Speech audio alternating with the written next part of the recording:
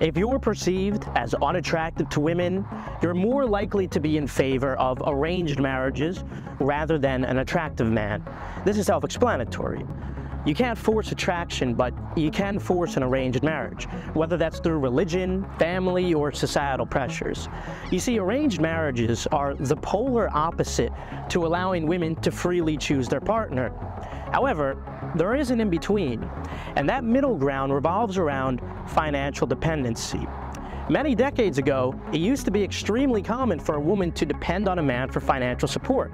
However, that is becoming less and less common, especially in today's age. Without even diving into the surface level wage gap debate, we could all acknowledge that a majority of women in Western countries could now financially provide for themselves. In fact, the amount of female graduates is now starting to exceed that of males. And of course, companies prefer hiring females over males with precisely the same credentials because it's beneficial for their ESG scores. Another topic for another day. Of course, all of these semantics can be debated. But the main point here is that it's very clear that women can now financially support themselves without the aid of a man. And hence, that middle ground is now dissipating. Women are now choosing men based off of other factors, other than income, especially in comparison to women decades ago, especially when they had limited rights. However, there still are many places in the world where women are still not granted these same rights. So, first, let's take a look at a list of the countries with the best economic opportunities for women. Now, after we take a look at this list, we're going to look at another list. And this other list, you'll start to see somewhat of a correlation. Of course, it's not going to be one-to-one, and you can look up from any source these two lists, and you'll see somewhat of a correlation. It won't be one-to-one, but it'll be there. Now, you must understand, I'm not telling you all this to virtue signal or push some agenda on you. Trust me, this video is going somewhere contrarian. It's a very unique topic. So, now that women are less financially dependent, they're less likely to choose someone solely based off of their finances. Instead, they're choosing their partners based off of factors such as face, height, personality, etc.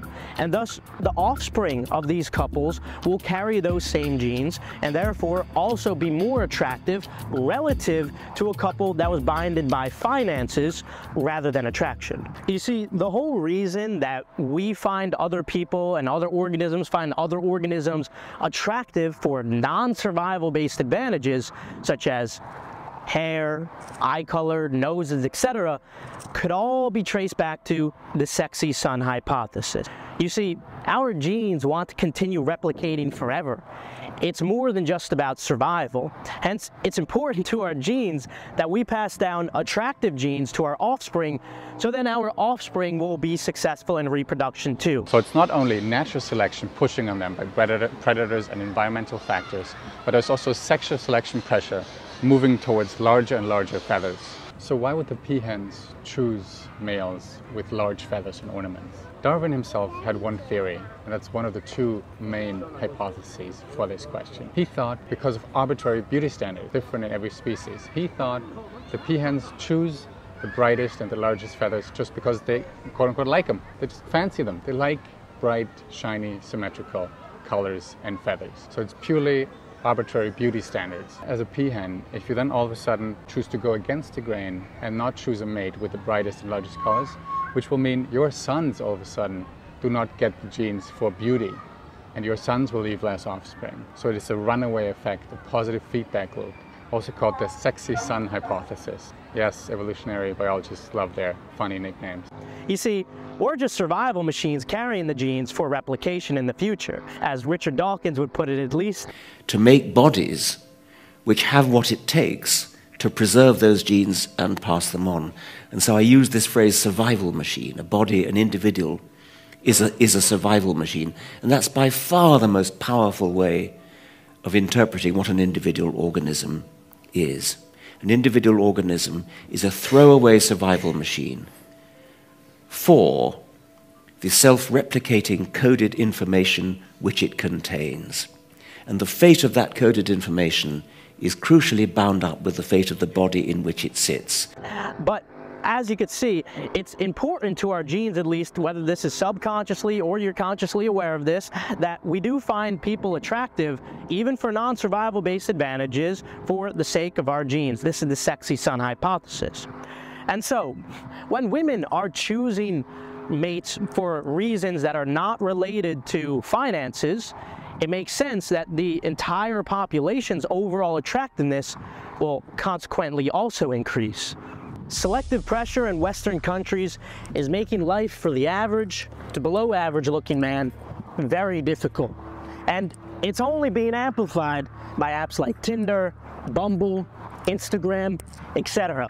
However, the upside to this is that future offspring are now going to be less likely to face the same difficulties that many men are facing today, those of which do have implications. On the contrary, there still are many places in the world where the cycle is the polar opposite, which involves arranged marriages. You see, everywhere in the world, the self-delete rate for men is higher than women. However, there is one country in particular where this doesn't seem to be the case. Of course, you can make your own conclusions regarding this. Now, why is it a good thing for an overall population to be more attractive? Here's a misconception to start.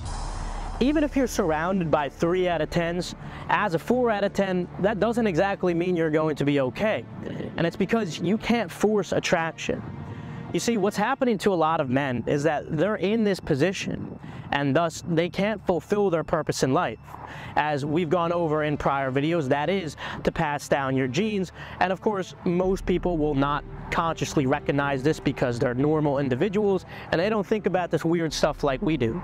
But obviously, if you can't fulfill this purpose in life, this could potentially lead to some pretty drastic implication. Now, while I'm not going to spell out precise examples, I'm sure a lot of you guys are smart enough to infer precisely what I'm saying. It's for this reason that the FBI might be watching this video, and it's for this reason why Reddits that revolve around inceldom also get shut down very quickly. It's why videos like this tend to never grow, because the algorithm pushes them down. It's because of the correlation to certain events, we'll say. And it's obviously very upsetting for me to acknowledge this, because I understand that the majority of people are not like that. But this is just a law of probability when given a large enough sample size. Even if there's only one bad apple per tree, the correlation is still present and quite obvious when there's thousands of trees. And so the way to reduce the amount of these bad apples by the law of probability is to have there be less trees.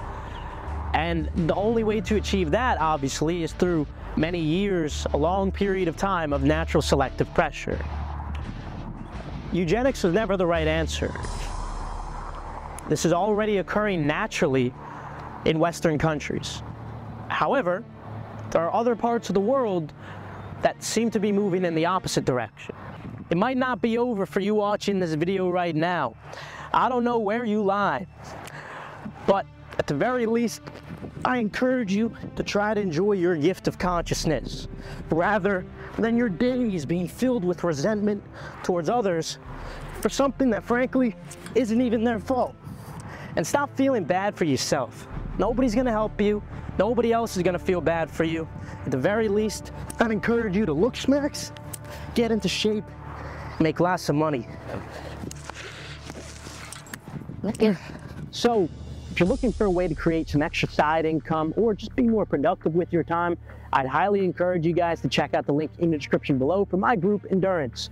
It's a group that I've operated since 2018, well before the creation of this channel. While the focus of the group revolves around reselling limited products in order to generate a profit through offering you guys monitors, software, bypasses, and exclusive information, we also offer other ways of creating income, such as Amazon FBA, or even helping you guys save money through free food exploits and even discounted offers. So if you're interested, I'd highly encourage you guys to check out the links below. And don't compare me to that fucker Ty Lopez. His product is absolute dog water, stuff that you can find for free online. Quite frankly, a lot of the content within Endurance or software, stuff that you can't find online. Ty Lopez, you even heard of a bypass link before? Didn't think so.